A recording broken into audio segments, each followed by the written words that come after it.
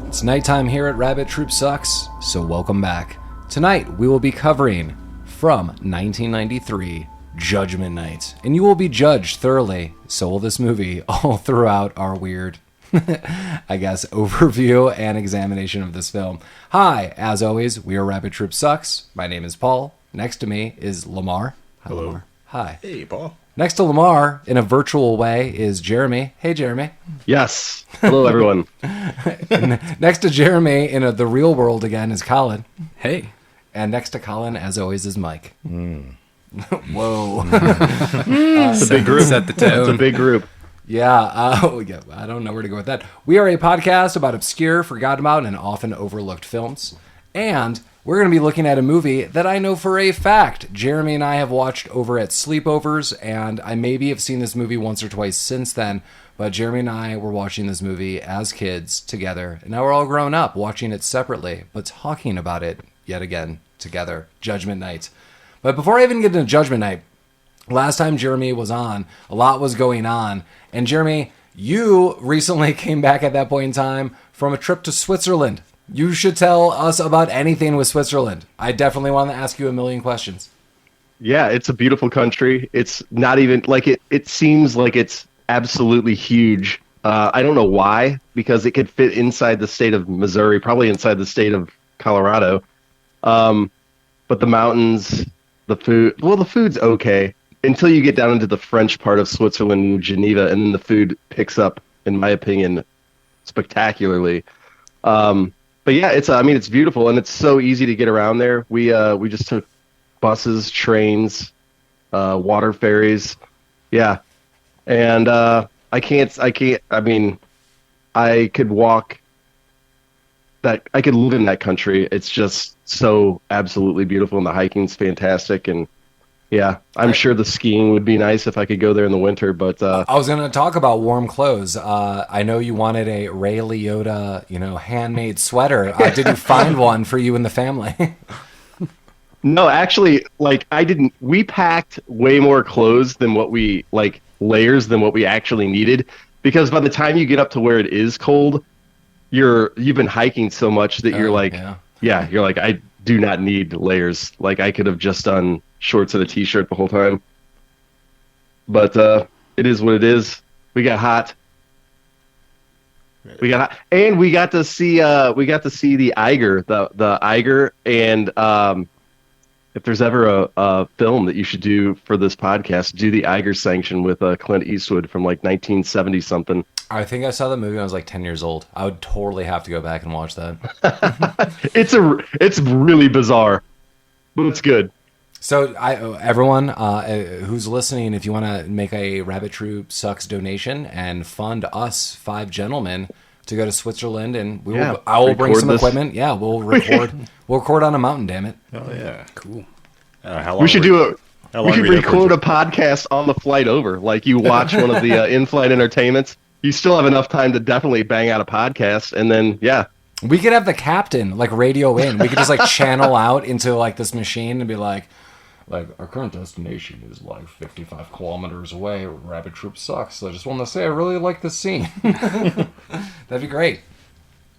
When I was flying in Germany, they barely spoke English, so it would probably just be in different languages or French or what have you.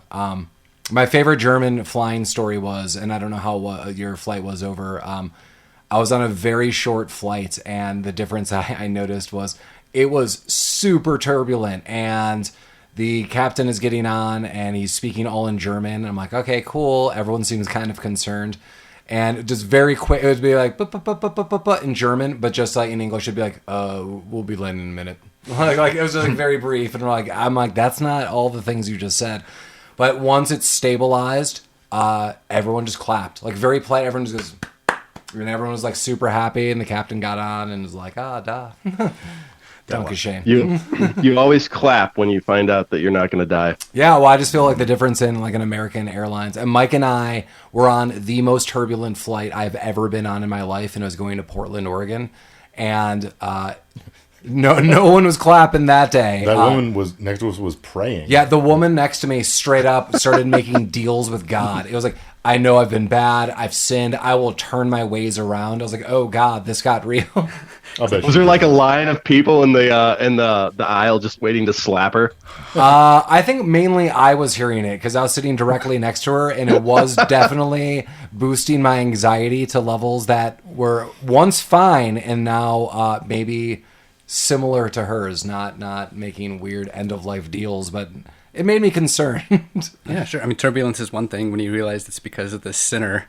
Takes it to a whole nother level. Right. Like, oh my God, what shit have you done before? I didn't agree to this. I'm not turning anything around. Yeah, well, she's probably dead now. Mm-hmm. Or listening to this podcast. So, hey, thanks, listener. Shout out to her. Well, Judgment Night. 4 friends, while taking a shortcut en route to a local boxing match, witness a brutal murder which leaves them running for their lives. And boy, howdy, is it. I kind of know the route that Mike's going to go with this, but I just have to open with, this soundtrack is amazing. I owned this soundtrack when I was a kid. Everything about the soundtrack is great. If any of you feel differently, go to hell.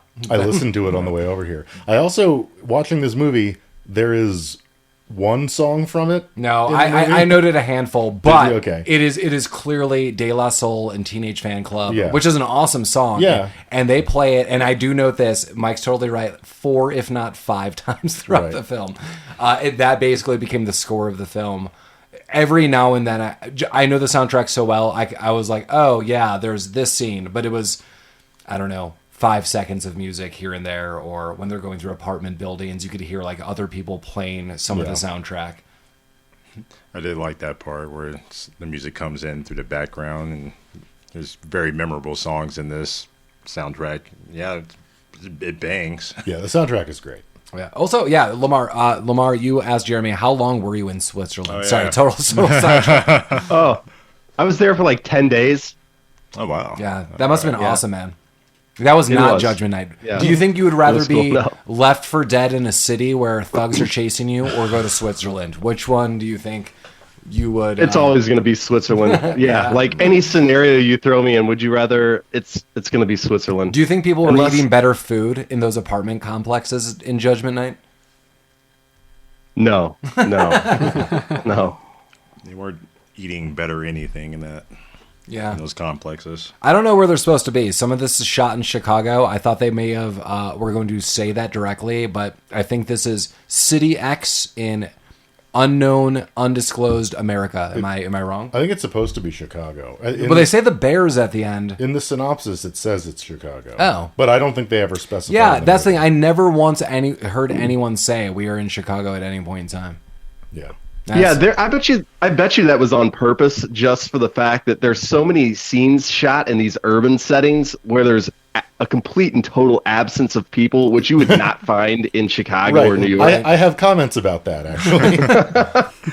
I wanted to note our director, Stephen Hopkins, did do a couple notable things. Lost in Space from 1998. I have never seen this movie. Wow. I think Lamar and I watched 10 minutes of this together in your apartment, maybe in 1999. And we're like, let's move on. Nightmare on Elm Street, Dream Child from 89, and Predator 2, which I thought was a little sweet spot for this guy. We got Emilio Estevez, we got Cuba Gooding Jr., we got Denis Leary, Mike's favorite, Stephen Dorff, the Dorfman. love some Dorff. If you want some angry vampires, you get Blade 1, you get Stephen Dorff, boom. We get Jeremy Piven. Peter Greene is another thug that I'll note that I feel we've seen all throughout. We get the lead singer of House of Pain and Everlast. So we got a whole crew in this movie assembled. Yeah. For 93, that's a pretty big list of people right there. Yeah. Is this the debut for anybody, or I'm guessing they were all pretty much... Well, Stephen Dorff did a movie as a kid, and that I watched. I think it's The Gate. Super weird movie. What's it called? Did you read the trivia on this thing about Emilio Estevez and his how he basically came in at the very last minute? Oh yeah, like it negotiated like $4 extra million or something. Yeah, he was like, wow, like paid way more than anybody else. Yeah, because. Just his name? No, I think it was something like they were going to make the movie regardless, but then they're like, actually, no, we don't have star power behind this. but we've already invested all this money. And Emilio Estevez, from what I read it clearly in Jeremy and I on IMDb, it was like he came at the last moment, was like, well, you're either going to make it with me for $4 million or you're not making this film. And they're like, you have to give him this money. Wow. Yeah.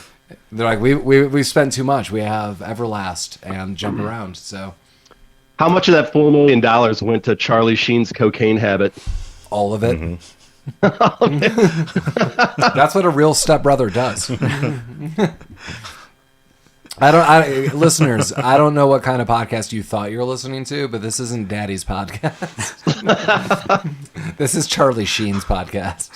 Jeez. You're listening to the Sheen. Is that tiger blood you're drinking? That is tiger blood. And it's not. I'm not just drinking it. I'm slowly injecting it in different ways. Yeah, this movie starts off with, De La Soul and Teenage Fan Club.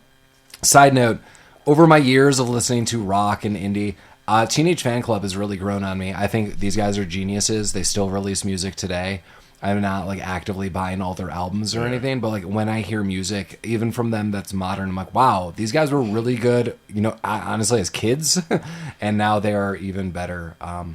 So side note to that, recently a member of De La Soul passed, so that's super unfortunate. But I think this song is definitely notable. I think a lot of people have heard it before, and great combination of a little bit of rock and hip hop. So that is basically the slow opening of everyone rolling up in the middle of nowhere suburbia, which I'm guessing if it is Chicago, you're in the suburbs of Chicago, and they're playing De La Soul. Some kids are running around.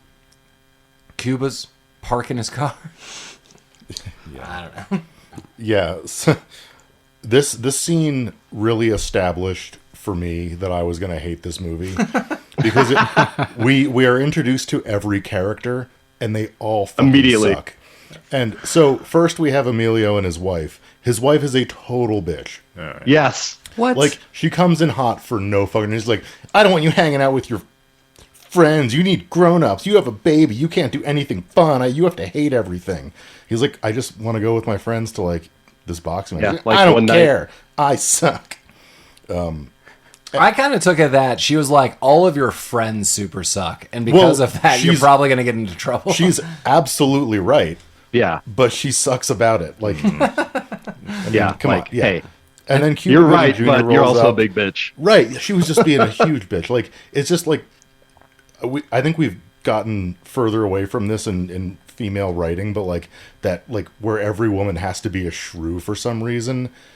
She just came in hot for no reason. I mean, maybe she's a psychic and was like, I see in your future, Judgment Night. You're going to meet a man who shoots some people, and House of Pain is going to chase you in a sewer system. If she saw all of that, I would be pretty angsty too. Okay, well that's fair. They didn't establish that, but Yeah, I mean, I kind of took this he was gonna go on this night out, and he probably laid it on her last minute, because evidently they had not talked about it before. Because as he's walking out the door, he's like, why don't you call your friend and you can watch that show you like that I don't know the name of, or maybe you can figure something else out. And, right. Well, I mean, he also sucks. yeah, he definitely sucks. Yeah, Colin, I was thinking the exact same thing. Do you know anything about your wife? The show you watch with a person you might know? Good God, she's holding your child, man. Try to have some semblance that you know this woman. Yeah. Yeah, I don't know. I immediately hated every character in this movie. Oh yeah, definitely. Even House of Pain. No, he was all right. See, boom, The henchmen were great. They were probably the best part. Yeah. I don't want to jump too far ahead. No. One of the henchmen later straight up is like, "This is stupid." Right. I was like, "Oh man." Wow. There are a lot of comments that I have about how this movie should technically not even exist because these people are all fucking morons. Well, that's the thing. And I'll talk about it as we go through. But the suspension of disbelief that you need to make any of this movie make any kind of sense is bonkers. It's oh my god. Hey, I think. Oh my god. I think if Cuba was here, he would save us. Yeah. He'd fucking shoot at us a bunch. That's what he would do. Run around in his fucking cowboy boots like a jackass. Did he have cowboy boots on? Yeah. Oh, he did. Is that why he was being judged on Judgment Night? Probably. Yeah. So The friends start showing up. Yeah, so we got a bunch of people. Frank is Emilio Estevez, as noted. He is leaving. They've just had a child. The child is 3 months old. He clearly doesn't have his priorities straight, according to his wife. We get everyone rolling up, as Mike noted, all at once. I have no idea what the car is that he's driving. Cuba Gooding Jr. Some kind of... It's a Corvette, I believe. Yeah. I don't have a note. I can't even remember it. I just know it's like a red sports car. Ray is Jeremy Piven, rolls up in a weird RV. It's really funny because, a lot of times when we go through these movies, 1993, he rolls up, he's like, I got this sports TV. He notes he's got the Nintendo with the orange zapper. He's got this insane stereo cabinet, like CD player, double cassette deck. The whole time I was like, man, all of this could fit in my phone right now. All I need is solid speakers and my phone, and I could outdo everything. So that does not add up for me. As a man that has a wife and kids, if I told my wife, like, yeah, I'm going to go to this boxing match tonight with my friends, and one of my friends pulled up in a goddamn, like, Winnebago with, like, a bedroom in it. He's like, yeah, this is what we're taking to go to this boxing match. I would be like, why?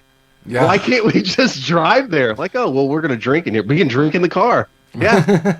Like, why do we need this RV? And then it's not even like his RV. He's like, yeah, I told the salesman I'd like to take it for a test spin for the night. Yeah, because he said he's going to like buy a fleet of them for a business that he runs, but all of this is fake. Yeah. He later's like, I don't even have insurance. I thought that was awesome. I thought this right off the bat. I thought he came off as being super, super awesome. They called him out. They called him the Razor. Oh yeah. Razor. Jeremy, I kind of agree, but somewhat disagree with you. Hear me out. Imagine the RV was like 4 times the size, and we had a professional driver. Like, if that was the situation, I would have been like, like, cool. Like, I'm gonna hang with my boys and drink and like do stuff. But then my wife in the background is gonna be like, "What the fuck is this? Where are you going?" Right. Oh, you're no, don't worry about it. We're just hopping in this RV. I'll be back. Your drunk friend stole an RV and you're gonna get in it. That's pretty nice. Okay. I didn't get her reaction to that.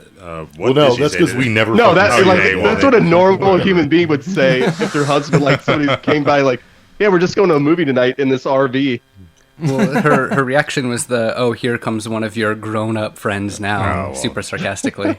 Fair enough. Yeah. And then he says, I have no regrets, which was really put the nail in the coffin on what the fuck is their dynamic.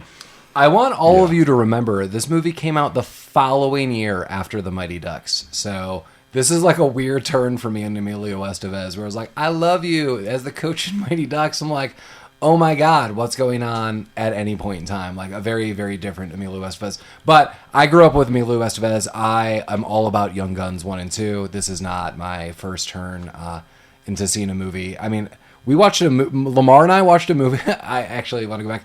It was like The Boys or something. You and I watched a movie with him and Charlie Sheen, and they just go on like a killing spree.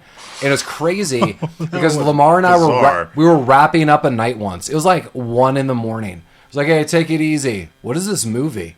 And then until 3 a.m, we watched this movie. Do you remember this at all? I barely do. Yeah, it was crazy. We're going to have to revisit that. That was done. Really, Sheen and Estevez. That was a really long night, but yeah. It was worth it. It was worth it that Lamar has some fragments of that. I'm glad you jarred some memories. That movie does exist out there somewhere. We have to definitely revisit it. Yeah. We'll get there eventually. But we find out Ray is just a real jerk. Jeremy Piven, I assume, is playing himself. That's probably true. Yeah. So, God, he's terrible the whole movie. Yeah, this dude is. So I know he's really cocky, and I know Colin's like, yeah, that's Colin cool. loves him. Yeah, I like him here. But this guy, yeah, I'm sure Colin's not going to continuously like him throughout the movie. But even now, this guy is a loose cannon. I mean, he's not casually like sipping a beer. This dude is like openly pouring like glasses of vodka. Vodka into a full glass on the dashboard of the RV. Like, this is how things are. Like there's no secret about this. Yeah, with a loaded gun in the council. So they're all fooling around, I would gravitate towards that Nintendo. They're watching now the boxing match that's already started because they're in gridlock traffic. And as they're kind of dicking around through all of this, It's like, oh, grab me some drinks. No, wait. And we also get Stephen Dorff jumps in on the RV at the last moment. Estranged younger brother, a wild card. We don't know what he's capable of. He's clearly the bad boy. And it's been noted that Emilio Estevez had this tough guy, bad boy streak. Like, here's the thing I don't get throughout this whole movie. What is Emilio Estevez's earlier version of himself supposed to be? Like, is he the guy that is like goes to bars and punches everyone in the face? Is he back in The Outsiders? Yeah, I went there. Because he was a severe alcoholic in his youth. That's all. That's all. Because a shitload of fights. Yeah, because that's all people were saying throughout the movie. Like, there's the Frank I remember and stuff like that. I'm like, the one who's like fighting for his Frank life. the Tank. I wish Frank the Tank would be in there. Let's get an SNL crossover. But yeah, Jeremy Piven then shows a gun. Stephen Dorff, who's the bad boy, almost gets a fight in the gridlock traffic. Oh, yeah, because they have to establish that they're in a city and it's dangerous. And someone won't let them merge or something. I do like that. I do kind of like the scene because everyone goes apeshit crazy real quick. And that driver of the other car backs down very quickly. Well, not very quickly. Cuba had to kick his ass first. Yeah. That's when he's like, oh, okay, I'm cool. You're all cool. Doesn't need to come to this. They made a pass at his girl, too, after he beat his ass. Yeah, so they did. already established that this RV group is just a bunch of assholes. A bunch of brawlers. Yeah. We knew that in their intro, but now it's fully established that they're mainly just causing trouble. I mean, this thing could have been avoided. I don't know what I was watching this scene very closely just to see whose fault this whole merging deal was. It's clearly theirs. Oh, yeah, it's 100% I was like, theirs. okay, well, then these aren't the antagonists I want to root for in this movie at all. No. I wanted them to get killed the whole movie. Wow. I strongly Mike was very disappointed in the ending of this movie. I didn't like any of them. No. Well, after they deal with some highway controversy, Jeremy Piven's like, whatever, screw it. And boom, here's a song, Mike. You get Mudhoney, one of my favorite grunge bands, mixed with Sir Mix-a-Lot. Yeah, this is actually a good song. And they drive off. They're like, I'm gonna go in a different way. And remember, 1993, we don't got maps, we don't have apps. We also don't have cities like this that exist, as Jeremy noted. Where all of a sudden it's like you've just turned into like the worst part of Gotham City. Right, like they have turned off a highway into the post-apocalypse. I would also like to notate something. So they're going to a boxing match. What time do you think it is right now? Oof. Like 8? Yeah, It's getting dark. like Yeah. that. Exactly, dude. Okay, Exactly. so it's 8 o'clock at night in one of the biggest cities in America.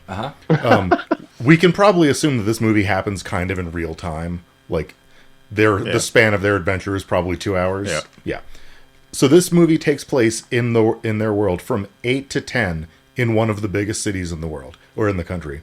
They will see 5 people for the rest of this movie. Yeah, like outside in the outdoor areas where they're at, they will see 5 people. When you pay $4 million in 1993, you don't. You have can't time afford for the extras. extras. your extras are your family and friends at this point in time, and The extras are just Emilio in different clothes running across the screen. I just Like imagine, you're playing 65 people in this movie for $4 million. I just It's like imagine. Norbit. Yeah, I just imagine someone went to Costco or Sam's and they're like, I am buying a crate of Kraft macaroni and cheese. You will all get that and a shot glass of Kool-Aid, and you are our extras. Thank you and welcome to Judgment Night. Emilio Estevez will be in his diamond-studded trailer, eating lobster stuffed with tacos. Maybe that RV was his trailer. Yep, maybe. Oh, wow! That's thinking, Mike. That's how you save money. That is how you save money, and you have those movie write-offs. You know, there's some movies I heard about in Canada. This is in the 80s that they nothing's coming to my mind really quickly right now, but there were some movies that were kind of cheesy that we've seen. We're like, oh, those are weird movies. And sometimes I've now read that they were weird because the government in the 80s in Canada was like, there's a film fund, and if you make these films, we will fund like a crew and a cast, and if you don't, it will expire and this will run out. So there are some weird films that came from Canada, like Second City, which is in Chicago, but like that whole crew, like John Candy, can't think of who else would be on there, Eugene Levy. like that kind of crew they were making movies in Canada on the cheap. That SCTV trope that, okay, yeah, I can see that. I can also seen a lot of crappy movies out of Canada from the 80s that I can kind of tell that something's going on here, getting some funding that is just really bizarre. Yeah, super side note, but we did it. And now we're in Detour City, as noted. Yeah, they're in the loose newspaper district.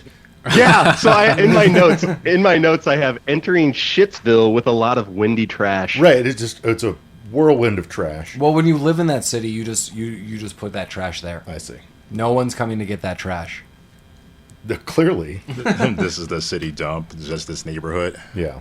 Of just paper. This was an early recycling attempt. They're like, just put all of your paper here. Mm-hmm. And then people forgot wind exists. And then we saw that on film, and that's Judgment Night. There's also the stereotypical barrel on fire. Yeah. And how are you supposed to see and get around? That's true. It's the only light that illuminates this neighborhood. When my character plays Judgment Night, where's my save point? It's a trash fire. A trash fire in a barrel. And sometimes you restore health. Usually not. You usually do not. You guys missed that it was foreshadowing for the rest of the film? Well, there's not like a place to live? If this was anywhere in like Denver, Colorado right now, those places would be millions of dollars. Oh, yeah, that's a brewery, a distillery, a used hat shop. Trash fire is just, public warmth. Yeah. Like, oh, just a quaint trash fire. Even our hobo shanties are nice in Denver. Oh, yeah. Nice and pretty soon. Go there to get bike parts or whatever. Oh, yeah. So they're driving through whatever, and I think Jeremy Piven's like trying to pour himself another vodka and tab or whatever the fuck he's drinking. He was looking for a map. He was looking for a map, yeah, because they're lost. Yeah, they got lost in because they've been off of the highway for 35 seconds, and they don't know where the fuck they are because they're 4 fucking morons. And they think they hit something, and they probably did. Oh, they did. Yeah. I like this scene. I like when they get out. The RV is still lit, and they kind of pan back with the camera, so you kind of see almost like a diagonal bird's eye view of this. And it's all of them getting out with kind of makeshift weapons, flashlights. Jeremy Piven is not moving at all. He's just drinking more. It's kind of just a cool scene, because this movie is super dark. Much like I noted for Ninja Turtles, this movie is actually just filmed dark. It's all at night. There's sewers. And so when you see this, everything about the RV is illuminated, but it almost looks like vampires are going to come and get them. Yeah, there's a couple cool camera scenes definitely throughout this. Yeah, oh, for sure. And this is one of them. There are. Go ahead. No, please. Well, I was going to say, they do hit someone, and I'm gonna throw some trivia out there to Mike. Mike, our first movie is tied in, that we critiqued into this moment. Do you know how? Are they in Georgetown? They are not in Georgetown. Is the guy that got hit a guy from that movie? He is. Okay. Michael De Lorenzo is noted from Fame, Head of the Class, and our first movie, Phantoms, from 1998. And he plays a soldier in Phantoms. Oh, not like a named character? I think he does have a name. Like, he is one of the lead soldiers that comes in. Lorenzo or whenever, when he gets like pulled in by the goo into the he gets gooed. He gets gooed good. Yeah. Like he was like leading a team at the end. And I remember when we were watching, I was like, I know him from Head of the Class. And Fame. Wow. I'm gonna make it. There's been a lot of references throughout these podcasts to Head of the Class. How it keeps coming back. Dare you? Yeah. Are you unaware of our side podcast, Head of the Class? How dare you? Yeah. I asked on Ninja Turtles, and now I could go back because Jeremy's here. In Ninja Turtles, all of the turtles watch all these like quirky shows. Jeremy, what show do you think Master Splinter loved? Do you think like he had a favorite show? Master Splinter? Yeah. Like of all the shows in the world, like which was his favorite? Like the 80s, early 90s when it came out. Like, what do you think he was watching? The boys went to bed. What's Splinter watching? I think he was a Family Ties rat. Nice. I think he liked Michael J. Fox. Oh, he's probably learning his mastering techniques from Michael Gross, Stephen Keaton. He's like, oh my God, La-Mar, Stephen Keaton, Master Splinter. Did you not see that team up? I did not. That's the fatherly advice that was handed down from Michael Gross to Master Splinter. How about that? We are making history and connections all at once on this show. So I kind of thought he'd be an Astro Boy guy. I don't even know what to say. I'm just visualizing this in my head, so all of this is weird. Weird like the guy they hit in an RV. Hey, Oh, yeah. good transition. Yeah. And Jeremy Piven is tasked with calling 911 on his 90s cell phone, and he does get through and immediately hangs up because he does not want the police coming and seeing anything. As we noted, that RV is not insured. It is not really his. He should They're all really have drunk. it. Yeah, Yeah. He has a loaded gun. Yeah, he's got a A gun. lot of things. He makes good points, despite the other people in the group not being down with it. Yeah. I think the stupidest thing was walking up, getting ready to call 911 and just chugging a bunch of vodka right Yeah, that's beforehand. it. So Yeah. you know, if they were to show up and give him a breathalyzer, he would definitely hit. Yeah. Well, that's the liquid courage you need. The courage to call the police. Like, how are you doing? I don't know. I would just be like, listen, I was, spitting this from my mouth onto his open wound, his gunshot Trying wound to right here. sterilize it. Some of it got in my mouth. Yeah, exactly. Oh, my God. Well, you let something out. Yeah, they take this guy that they hit into the Bago, and it turns out they did hit him with the Winnebago, but he also got shot, Yeah. And he's got a lot of cash and he's on him. loaded with cash. Is he really loaded with cash? Well, Did you see how much? Yeah, he cash- had like $20. Like this whole movie took place over maybe like $800 in cash. Right.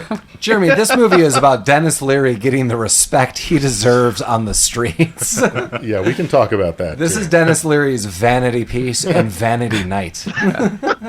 Which ironically, And I think was the love Denis correct Leary. amount. I think he's a fantastic stand-up comedian. Like I loved a couple of his specials back in the day. So did I. I Yeah. wasn't a big fan, but if it was on, I would watch it and get my chuckles. I honestly Alright. think he was the best actor in this movie Yeah. Oh, definitely. I cannot agree with that. I because you have to go with your Big- fucking pretty boy. No, you think of Estevez? Yeah. Is this? No, I honestly, I almost think anyone is better than him in this film. Maybe For playing just a. Well, I will get to his personality. He's Yeah, just pretty much a psych. Yeah. well, he's playing the same character he plays in every movie. He's playing the same character he plays in Demolition Man. I'll take him more in Demolition Man. I feel That's the problem is the director's like, you're a stand-up comic. I'm clearly making this up, but the director seems like, you're a stand-up comic. I'm going to give you a little improv. So a lot of those lines seemed a little more Denis Leary's throughout the movie. It seemed like, here's a few lines, but like say what you think you would have said. Yeah. And he's always got these quirky like one-liners that don't really land. And it's like, that's the stand-up comedian coming out. I totally agree with Jeremy that as a stand-up comedian, I think Denis Leary is way more like cohesively funny. What do you think about his musical endeavors? Like I'm an asshole. Yeah. I'm fine with that song when it came out, and when Jeremy and I were in like junior high, and we're like, ha ha ha. asshole He is song? an asshole. Yeah. Like, Hates old people. Don't tell anyone I heard this song, but I now know what Denis Leary thinks of himself. Yeah. So I guess. But was that like a full album? Did you release a full album like Adam Sandler did, or was that just like a one song deal that he did? I don't know. I honestly don't know. So what you're saying for Christmas, Mike, you want me to get you Denis Leary on vinyl in pristine shape? Yeah, could you? I could. see if you can find it. I can see if anyone could find it. Yeah. You say that, yeah, but when he delivers it to you and the look of shock on your face when you get it, Yeah. you got to frame it and put it on your wall. I will. I might be able to have Denis Leary deliver it. Yeah, Actually, what's he doing? I could throw out a love of Denis Leary I do have. Mike and I randomly watched a Simpsons episode 10 years ago. It had Denis Leary and Bart Simpson steals his phone. And the rest of that episode's great. Bart Simpson just goes on weird hijinks with Denis Leary's phone. Real boogeyman weather. Yeah, that's great. Yeah. Oh, yeah. So this yeah. guy's on an RV. Yeah. So they're trying to figure out what the fuck to do with him. He's starting to come to. He's like, you got to get me the fuck out of here. So they start driving, and then their RV gets run off the road by a car. Yeah, that was super weird. Like, did anyone really know this guy was in there? Okay, and this starts the whole insanely dumb plot of this movie. Apparently they knew he was in there. and they run him off the road. Oh, the car Denis Leary was Yeah. driving. Okay. And they run him into basically an alley. Right. Yeah, I'm trying to piece Where they get together. stuck. Yeah, they just do. like They you got guys. wedged. Why? Wedged. Well, so the guess would be that Denis Leary and his gang, who we are all about to meet as audience members, that he had been overseeing this whole RV debacle and watched him get in and then watched them drive for like at least 15 minutes. That's even more dumb. Right. Then, So rather than just like walking up to this Yeah. gun and being like, "Oh shit, my friend was shot. We'll take it from here. How about you guys fuck off?" They just wait around. Yeah, and they then run watched off them the road. Hanna-Barbera themselves into a narrow Yeah. fucking roadway. I think what you guys forget is there's a deleted scene where House of Pain sneaks up where the RV used to be and looks at the blood and then dips his finger in and Damn puts it. it to the wind like a true tracker. Right. And he's like, "This is where you go." And then we hear This is- some like some pan fluid. right. Like Strider in Lord of the He Rings. went over this way, He's, yeah. he's like, "We've got to hunt me some orcs," and Right. they get into their car. Well, speaking of House of Pain, once the RV gets crashed and gets lodged into an alley, House of Pain and fucking Dorian from The Mask, what was his name? The actor that you said we Oh, knew. Peter Greene. Yeah, Peter good call. Greene, Yeah, yeah. he's in The Mask. Yeah, this guy's Mike used to watch Justified. I think he is Yeah. in like there. Dude, this guy's in a shitload of stuff. Yeah, Yeah. like honestly, shout out to this guy. You know, yes, I think this movie is somewhat obscure. This isn't the go-to for Keanu Reeves, especially not Keanu Reeves, Emilio Estevez, especially not Cuba Gooding Jr. But people like this, Peter Greene, you see him all the time, and he should definitely be a celebrated actor. Like, this guy's awesome. He is awesome. Yeah, so they pull him out. They pull the guy out of the RV, and our gang, our buddies, the four of them are just kind of huddled in the RV watching this happen because they're big shit stains. And the four hoods, who are Denis Leary, Everclear, Dorian from The Mask, and some other guy, are basically interrogating this guy. And this all happens pretty quickly. They're interrogating him like 40 feet away. Yeah. Yeah. It's dark out. No one has seen anyone's face. No one knows who each other are. And, the guy's trying to reason with Denis Leary. Like, no, I didn't tell him anything. Why would I? And Denis Leary says something stupid, probably, and then shoots him in the face. Yeah, apparently this guy was stealing from him. Yeah. And Denis Leary has rules. Yeah. You've got to follow the rules. And rule number 1 is do not steal. And I believe rule number 2 is do not lie to him. No, No, rule number two 2 is is no no witnesses. No Oh, witnesses. yeah, yeah. sorry. yeah. That's exactly what I have in my notes with a lot of exclamation points. Denis Leary has rules. Yeah. Yeah, no witnesses. And which at this point, there kind of aren't, because no one, like, they're not identifying anybody. It's dark out. The only light is a trash fire a block away. It's a beautiful trash fire. It is. So, like, the four of them could have just fucking left at this point, and no one would have been the wiser. Yeah. Yes. But Denis Leary would have been out like $800, and this movie wouldn't exist. Correct. Yes. Yeah, like when Denis Leary's talking to his hoods and he says no witnesses, if Everclear had been like, they don't know who we are. Everlast. Everlast. Eric Schrody. Not Everclear. That's a House of different Pain. band. Everlast. Eric Schrody. Eric Schrody. Schrody? The Schroeds. Okay. Yeah, if he had been like, they don't know, they can't see us. We're so far away.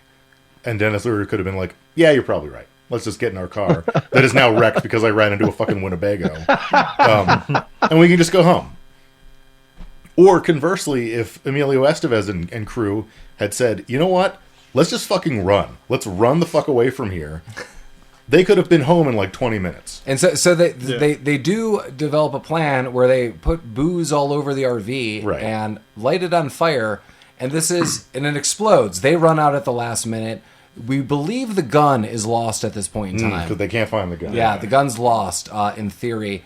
But the group of four, John and Frank brothers, Ray and Mike, all are out.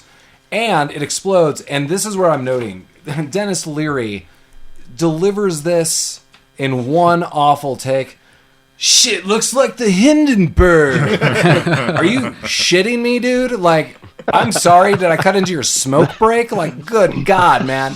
You probably did. And those It was a bad line. It was just, and he says when he's stalking Frank later, like, he just is not believing. Like, someone needs to kill him just to shut him up. Like, and I'm glad Frank eventually is the man to stand up. Yeah. Someone had to.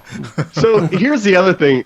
I feel like, Paul, if me and you were in any major metropolitan area like Denver, Chicago, New York, and I was like, hey, Paul, can you turn around and not look at me for just 60 seconds? You would, and I'm like, I'm going to go hide. You would never find me. No. There is no fucking way that you would find me. And yet these guys cannot escape. I mean, No. That's why we have House of Pain Tracker. Name of this, the alternate name of this movie should just been like 4 verse 4. And then boom. Yeah. Yeah, Jeremy is totally correct because they book it right to the train yards. Like, we're going to run through these train yards and we're going to get on some trains and hide. And honestly, this is not a bad plan. Like, I agree exactly with what Jeremy is saying, that you could run and hide, and this is not a bad place to go. There are a million broken down trains in a vast field, and this is just one of many directions people could have gone to. So, yeah, like, I guess the story for me, I'm still okay with it right now, sort of. Yes, I agree that we could have done all these things differently, but where they're going and hiding, I'm like, all right, this kind of makes a little bit of sense right now. Sure. But Jeremy's correct. Dennis Leary and the gang are immediately like, Dennis Leary even says, I knew I'd find you at the train. So, Right, like, they didn't see them run off because they were separated by... I know. the Hindenburg, The man. Hindenburg. Well, Yeah. A giant Right. flaming RV. They could have ran literally anywhere. in the And he world. finds them immediately. They could have been like 5 feet away in the next building. Right. Which makes me think that this whole neighborhood is very linear. Like it's like a Mario role-playing level. game. Like, yeah, you can only go one place. Level 2 is the train yard. Yeah. And there's nowhere else. They were in an alley. At the end of the alley was a train yard, Yeah. Right. so there was nowhere else to go. Exactly. Yeah, so they hide in the train, and it's the only train that is loaded with fucking hobos. That is not true That's not because true. later it is a hobo parade. I thought those were all coming out Yeah. of the same train car. No, I know, think, that's what I thought too. no, I think later it's like a strip that like of people just running Yeah. out. Because they're coming from different directions. So I also like this scene, not the thugs, but I like that they're getting hassled on the train car. Oh, this is good. Yeah, like this kind of makes sense. Even Denis Leary later is like, "Oh man, even the bums on the train rolled them." Well, welcome to the city, boys. He says something like that, Right. which is probably his only good line. But yeah, they get on the train and it's a nest of dudes sleeping, and one's crazy as hell. Yeah, one is crazy. Yeah, the as hell. college graduate. Yeah. Yeah. He could have been some. Buck. Just to clarify, they're in a boxcar, A not like boxcar, a yeah. train car. Like Yeah, the boxcar yeah. children. Yeah, they are Exactly. boxcar hobos. Old boxcar Willie. Yeah. Yeah, exactly. I read the Boxcar Children as a kid, Oh, yeah. and I like the first couple, and I loved it. And all I ever wanted to do was like drink like a glass, like delivery glass of milk, and have loaves of bread. And I wanted to live on a train car. It seemed delightful. Like Yeah. the kids were like sticking up for themselves. They're like, we have no money, but we could buy a loaf of bread. I was like, oh my god, can you imagine just buying a loaf of bread? Like again, I was like 9. Whenever this was, yeah. Rolling over the rubes who are hiding out from gangsters. Yeah, and that's what's happening in Judgment Night, which I like. Yeah, so rather than being like, hey, hobos, we're being hunted by gangsters who don't leave witnesses, so shut the fuck up or they're going to kill all of us. They're like, hey, what if you take my Rolex? Stephen Dorff gives them like a $20 bill and a condom. I love that. I love that. There's a nod that like he's Yeah. like that's all I got, and like even the dudes on the train are like, all right, like I like that guy. I like that Jeremy Piven clearly is the asshole all throughout this movie. He's like, I'm not giving up my watch, like not my watch, bro. I'm like, dude, like, do you know what's happening? Right. Like you're gonna give up whatever, dude. Like and then Emilio Estevez gives up his wallet, Yeah, because which he's is a fucking moron. this is a Yeah. super weird move. Yeah. I don't know the situation I would ever be in. If someone stuck me up, I'd just be like, "Here's the money for my wallet," and Right. like not my wallet. Yeah. Like I don't know. Like I think even someone with a gun would not expect that I'd give them my wallet, but the money and cards that were in my wallet. Right. For the longest time throughout this movie, I thought that it was actually Ray's wallet because he was the first one to pull out his wallet to take out the cash like any reasonable person would do, give it to Right. the hobos, and put it back. Right. Yeah, but Estevez, former bad boy apparently, is like, just take the whole wallet. This probably won't bite me in my the ass at ID, any everything. point. I'm not going to take it all. Yeah. I want you to know where I live, where my wife Yeah. lives. There's Take pictures it. of my child. This is perfect. Yeah, that was a thick wallet. Yeah. Yeah. So Denis Leary, this actually, I just shouldn't have jumped the gun. He does have the best line right here. He entices them, come out. We'll talk about this and we'll just get through this, or like some nonsense. He's like, I'm going to give you a one-time offer. He says all this stuff, but I thought Mike would like this. He's like, because then they don't. And then he goes, you know what? You're really pissing me off. You're eating into my drinking time. Yeah. And Which my is thought is, the most honest line of the entire movie. well, here's my really. thought. Do they have a layer? Do they go back to us? Do they go separately? Like, Yeah, they've got like a rumpus room Like or a like little a hangout? clubhouse. Yeah. yeah, all right. All of these guys could have been piss-ass drunk on the shoulder of a highway watching the fight on the TV playing fucking Duck Hunt, listening to some sweet Yeah. tunes. You know? Like, Yeah. none of this should have happened. So, Right. So here's something to note. Going through all of our common sense, that if Denis Leary let these people get away, who the hell are they going to say? Right. To anything? Like, now they're back into like mainland Chicago. You tell the police, I saw 4 gentlemen in a black car in an abandoned area of apparently 50 city blocks. Right. And the cops are gonna be like, okay, we'll go look into that. Did you get their names? No. Did you see their faces? No. Did the car have a license plate? No. Like, great. Do you know what street you're on? I don't remember. No, our RV's in an alley somewhere. Right. Tell us about that RV. This is not going to go well. But Denis Leary is hell bent on some kind of like street cred and vengeance on how you cannot shame him and you need to follow rules. Well, there's no witnesses. Yeah, a man's got to have a code. Yeah. Yeah. You got to follow those 2 rules. So, I always say a man has to have a coat. I was expecting more rules as this movie went on. I No, thought he that just- there were he going just to has be the more. 2, yeah. A very short book. How many more do you need? He runs a tight ship. Who knows? There could be all kinds of rules. Maybe don't wear pink on Wednesdays. Food rules. Yeah. Hey guys, we're going all vegetarian every Friday. Like Rule 17. we do no meat Mondays. This is a Catholic organization. No fish on Friday. House of Pain, you've been gaining weight. I don't think you could track down my enemies in the way you should be. So yeah, no meat Mondays. We got to do something about that. But we always have Taco Tuesdays. But so, yeah, everyone flees now. The hobos jump out of the train car, hooting and hollering. One of whom, the crazy one, is wearing Cube's Letterman jacket. Buck. Oh yeah, he robbed him of his He jacket. took the jacket. And Denis Leary sees this and shoots the fuck out of this guy because he thinks it's Cube's. But it isn't. And then he sees that and he's like, oh, it's just some crazy hobo. His quote Do is, you remember Cubes' name in this? No. It's Mike. Mike. Is it? I was wondering if we're going to stick with names and cause confusion or just stick Yeah. with Cuba. I actually can't hear it when people say that my name applied to someone else. Wow. Yeah, so it turns out to not be Mike. You can say Cubes. He Cubes. knows. And this is where Rule 2 goes out the window. Because now yes. so many people have seen him kill That's another true. person. And he's like, you know what? I don't really care about any of these other people. I'm just really still focused on these 4 guys.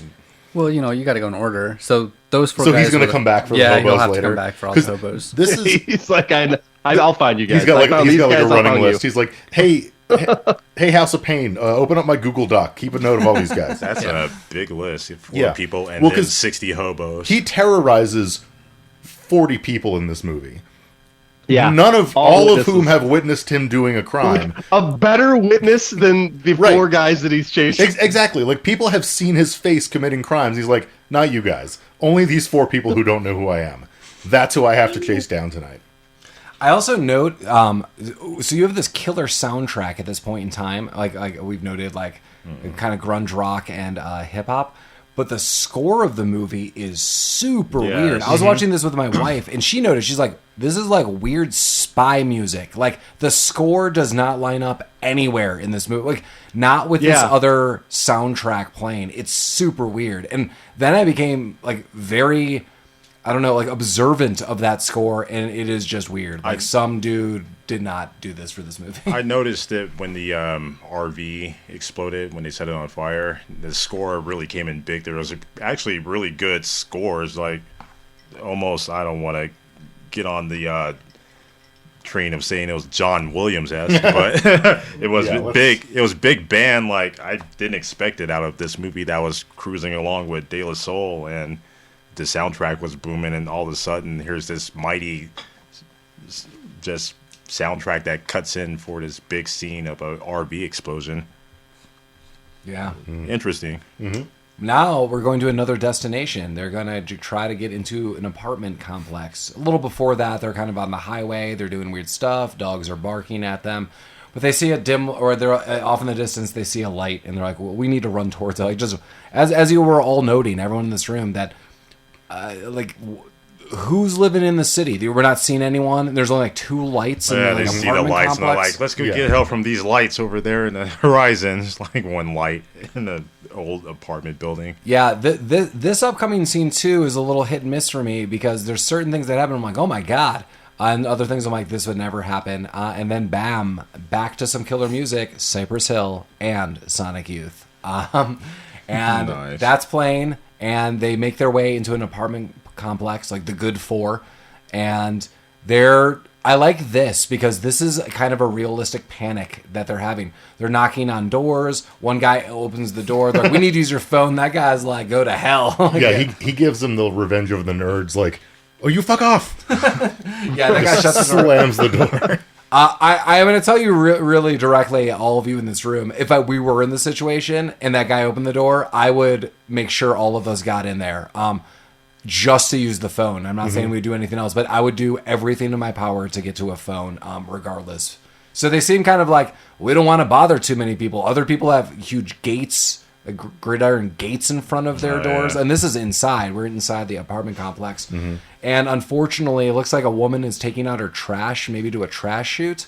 And they kind of accost her. But Emilio Estevez does somehow magically convinces her and her roommate to let them in to use the phone, because they say they witnessed a death and these people are coming after them. She even notes, like, oh my god, they're going to come here. He's like, nah, we lost them. Yeah. But remember, we got Lord of the Rings trackers going on, so Right. can't get too far. But oh my god, the phone lines have been cut. Uh-oh. But I thought so this part was confusing for me. I thought that they had called the police, and then when they went to go check 17 minutes later, then the phone lines were cut. No, you're absolutely right. Yeah, and he's like, why haven't they showed up yet? And she's like, the cops don't come here. Like, what are you talking about? Right. No one gives a fuck. And Denis Leary knows this. Denis Leary, i.e. Fallon, knows this. Again, this is all some weird ego trip. Yeah. Like, this guy is chasing him down, and he is making his face more known. Like, they would never be able to tell anyone anything, and except he's there next to him every 5 minutes. Well, he makes his way into this apartment building, and him and the boys are knocking down every single door. I do like a scene before this. He bribes the local gang to get in. Oh, yeah. With the money that he killed this Yeah. guy earlier, he's like, here, take these blood-soaked bills. Yeah, the guy's like, there's And the blood guy's on like, it. okay, I actually they're like- in this building. I like Denis Leary's line here. Yeah, like, there's blood on this. He's like, do you ever see money that didn't have blood on it? Or I'm paraphrasing. yeah, and the guy's like, all right. Like, cool, yeah. Yeah, he's whatever. like, I am not going to cause it. Yes, because this is what I'm saying. Because Mike noted something. He's like, I'm not really going to cause any problems, but these guys stole from me, and you know how it goes. So I'm going to bribe my way in, but I'm just going to kill these guys. And the guy, like, what appears to be like a young kid, and maybe like the voice of this gang. He's like, all right, like that's fine. And then, Mike, you should explain what this gang does immediately upon entering this apartment complex. With the Denis Leary's gang? Yeah. Yeah, they start... First, to backtrack. Again, no witnesses. He admitted to a group of people that he is going to murder 4 people. And Yeah. they're like, great. So these don't count as witnesses. He doesn't have to kill these guys. Nah. He bought them off. They're Yeah, fine. just... Right. This He is a told business them not to transaction. witness. Yeah. Oh my god. Yeah. So they get in this apartment building and they are just kicking down doors, calling people racial and sexual slurs. Yeah, there's shotguns going off, Right, and like- door stomps. This is the most severe crime they've committed tonight. Well, they murdered that guy. Oh yeah. Besides Aside that, yeah. That guy didn't murder. I'm gonna stand by for a beer gripping and ripping. Okay. Yeah. So this was definitely like the cause of the most witnesses. This is the worst. We have an apartment building full of people who have now seen his face. Yeah, to give everyone credit. So, Mike, it was, yes, they killed a man in the shadows that they would never find, but now they're going door to door on a crime spree. Like, hey, are you hiding people in here? Because I will kill those people. We're going to kill them. Yeah, this is a high rise too. They're going. We up are here floors. to kill. Right. I bet that guy was really angry that when he was like, "No, I'm not opening the door," and then these guys did open the door. That guy's dead. Yeah. That guy mouthed off to him. And he's dead. That guy. Yeah. Yeah. So this is so fucking stupid. So they realize what's happening and what's his name? Estevez. Well, Ray freaks out. Ray's been freaking out. Ray's like, flips out. I do like. I'm not leaving. I'm not leaving this apartment. I can't. Well, see, this is why I like. There's scenes I like in this because I do like Ray's freaking out. I'm not leaving. We're gonna hole up here. And Emilio Estevez is like, dude, Like, they got a kid in here. Like, Yeah, we will get everybody killed if we stay here. Yeah, I like the nods too because both these women who have this kid, Emilio Estevez is kind of looking at him, Ray, and then these women, and then he's like, they let us in to use the phone, dude. Like, if we stay, we will all die. These people literally trusted us enough, and you're gonna screw them. And even the woman's like, yeah, man, like that woman's never helping anyone ever again. Like that was the moral of that story. Like someone knocks on your door, no. But she does give him a pro tip. She's like, up on the roof, there's like an emergency escape. Yeah, there's like an escape ramp that the kids use to get between two buildings. They're like, great, we'll do that. The janky bridge. Yeah. I do like this scene too. This upcoming scene, I don't know why, but Jeremy, I mean, we saw this again as kids. I don't know how much you remember this. I feel this is the most memorable scene of the entire film. When they're trying to cross that janky ass. Yeah, like everything that comes from this, like this rooftop, start to finish on the rooftop. I think this is the most memorable scene of the film. I've never seen this movie before until today, but I can totally see it. It kind of feels like it because they took their time with this scene, and they really didn't have to cross this ladder this slowly. I like the personalities that come out. So Cuba Gooding Jr. does not go super slowly. Like he is definitely testing it step by step by step, but he is like reaching. He's been sprinting everywhere he goes in this movie. He's got those cowboy boots He of does power, have the cowboy +2 to agility. Yeah. So he might go a touch slow, but he is definitely testing, and he gets across. Stephen Dorff, John, goes across exactly how you would imagine too. A little rough and tumble, like I don't give a shit, I'm just going to get across. I don't plan to die, but I go across fast. Emilio Estevez gets screwed. He is like trying to talk reason into Ray. You're going to go first. Ray's like, yeah. He's like, dude, you're full of shit. Like, I've known you for years. You're not going to cross this bridge, which is just 2 ladders or 3 duct taped together with some boards. He's like, yeah, no, I'll go last. Emilio Estevez is like, whatever, and gets about halfway across, and then Denis Leary and his gang is there. Yeah. Yeah, well, and he's halfway across in the ladder, kind of like, I don't know, bends or something. It jostles. Yeah. Something breaks. Something breaks. But he does make his way across. But Piven, because he's a huge fucking puss bag, is like, I can't. Oh yeah, before he left, he told him, "You go ahead. I'm gonna negotiate. I'm gonna negotiate with him." So he pushes the ladder dumps off. the Like ladder. I'm not even gonna attempt to cross this. Well, like I think that was meant to be like you can escape if I push the ladder. It doesn't work because one, they don't fucking go anywhere. They hang around. They're like, oh, let's see how this two, plays out. They're on the top of basically 2 build. They could just walk downstairs. That is correct. At the same pace. Like it wasn't like a chasm or anything. Yeah. I thought that it was more to remove the temptation to come back for him.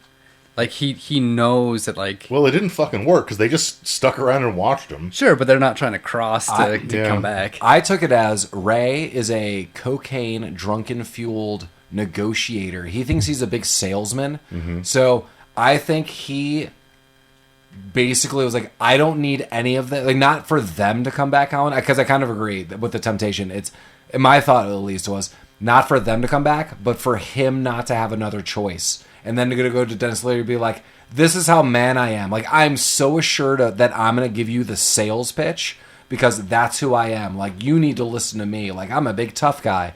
And I do like Denis Leary shuts that shit down pretty immediately. So I So- guess And I do like the thugs at the moment. That whole Yeah. scene reminds me of the scene from the first Die Hard movie. Oh, when Bobby. that asshole. Yeah. 100%. Negotiating in his office. Yeah. Yeah, that was awesome. I Hans. totally reminded that. Bobby. I'm your white knight. I don't know if I quite buy that. Because, I mean, I guess, it's a tense moment, but if he really wanted to establish himself as, like, a really good negotiator, he would have waited for them to come down and been like, I have this option, and then knocked it down in front of them so they could see how much of a man he was. Right. But he's not a man. He's a little puss. But wasn't it kind of in front of him? What? Because they were just like above him and he knocks it down and then they just walk down. Kind of, but he could have made it a display. See, That's true. You're right then, Paul. This is the most memorable part of this thing because that definitely is the most to talk about. Well, I feel confident anyone listening to this episode is the five of us. I feel absolutely confident no one would be Jeremy Piven in this situation. I would have been across that ladder so Yeah. goddamn fast. Yeah. I don't know. You got us into this mess. Fuck Right. you, dude. I'm going across this ladder. Fuck you. Right. I'm out of here. Yeah, right. And if someone was like, I'm going to go and negotiate, that's when I'm booking it down that next building. Yeah. While they're up there, I'm going to get the vantage to go down and then still run and they'll find me in the next building. But yeah, I there's no way anyone in this room, I think, wouldn't just be like, I feel all of us would be kind of more Cuba Gooding Jr. Not loose cannons, but like he wants to make a stand. There were numerous times I would say I would have been like, we need to make a stand. I would have from the Well, minute I would have hit and successfully. from the minute that Winnebago blew up, I would have not stopped running until I was with other people. Right, so I agree with that. But now that you're so deep into this crazy film, I would have been like, we got to make a stand with stuff. Like, or I would have a weapon to defend myself. They're picking up lead pipes later, like they're made out of candy. Like this is Double Dragon. Yeah. Well, and at It's this crazy, point, dude. you have to make a stand because he knows where you fucking live, Right. Because you Yeah. gave him your Yeah. wallet because you're a goddamn idiot. Or a rhinestone. Or a cowboy. rhinestone, yeah. So I guess I apologize for saying Denis Leary was the best actor because the monologue that Denis Leary gives Jeremy Piven before he kills him fucking sucks. Oh, the negotiation. Yeah. Oh, The yeah. guy's like, you got to keep checking your pants to see if you've got a dick. I know I have a dick. Oh, God. It was oh my god, it was so fucking stupid. It sounds like a conversation the two would have, like the actors, Yeah. just in a hallway somewhere. Jeremy Piven and Denis Leary just dicking around. Right. Something else about this. Oh, never mind. We haven't gotten there yet. So I mean, I guess to cut to the chase, Piven doesn't make it. No, he gets pushed off the roof. Yeah, and I'm so happy this happened because throughout this part, after they they crashed in the alley, all I could think about was he stole this RV. Basically, he took it, on false pretenses. He's gonna have to, pay for it. What's the insurance thing gonna be like? And once he kind of died, all of that was alleviated. I didn't have to worry about Less that stress anymore. free. Yeah. Oh yeah, Colin, I totally agree. Death Like you is took the out the way out, weakest guys. link. Like anytime I watch a horror movie, anyone who's the freak out character, like you were doing mental damage to me. Like I totally agree. Like they're now more unified because chaos is kind of thrown out the window. Like that dude was such a loose cannon every which way. And immediately, and this is one of my favorite quotes, the thugs, Mike starts shooting once they throw Piven off the rooftop. And they're like, oh my God, they've got a gun. And I think it's House of Pain. Or one of them is like, it's just too easy these days. Like, yeah, the thugs are just making like wisecracks all throughout. I totally appreciate them. They are the best characters for me. I think we can all agree with Yeah, that. absolutely. We have House of Pain, we have Peter Greene, and we have Long-Haired There Thug. we go. Yeah. So we have three. We have three thugs. Didn't long-haired one get shot here? No. I thought one of them got No, hit not by yet. Mike. One of them. Yeah. Oh, he no, did. He is. did. Like he tagged one. He in the got arm shot or in like the something. shoulder. Yeah. Yeah, and he starts becoming complaining about Yeah, he's this. the one that's like, "Hey, can we just not do this for a Yeah, second?" in the next scene, Yeah. he's like, "Boss, this is stupid." Yeah. And I'm like, what are we doing, no, yeah. So I like all these comments. dude? He's like, this meth is worn off. What the fuck are we doing? Damn it. All right. Yeah. He won me over. They are my favorite characters, all the henchmen and thugs. Well, so everyone kind of runs downstairs. And Jeremy Piven is super dead. Jeremy They banged him. Piven is definitely dead. They run for, again, a block or whatever, and like, this is good. While they're running through, let's just stop here. It's so intense that we get music by Stop here and think about what we're going to do. Therapy and Fatal. Track title, Come and Die. Yeah. Well, of all the things they could do, they decided to go into a sewer. I don't think this is the worst plan. No, but because this movie sucks, even though no one saw them go into the sewer, and there's no reason to believe that they would have done, they are immediately found in the sewer. Yes. It's Yeah, the because first they're like fucking right at the place. bottom of that grate, and they're all like, Looking up at like "What are we gonna do?" Like they're like talking, they're and like bitching at Denis each Leary other. is like, Yeah. I think they're down there. I hear talking. In I the bet sewer." it's down here. Yeah. So now we get a sewer scene. Not your Ninja Turtle sewer scene. No. No pizza. This movie would have been so much better had the Teenage Mutant Ninja Turtles played a part in this scene right here. This would have blown my mind. Frank had a line here. He said, "Nothing about tonight makes sense." And I Yeah, no shit, Frank. That's accurate. That's the tagline on the back of the Rabbit Troop Sucks shirt. Yeah. And As soon as Jeremy Piven died, like another graphic should have popped up on the screen that says like 4 verse 3, and then it just like continues on. It is funny, Jeremy, that you're noting that because through I'll even show it to Lamar.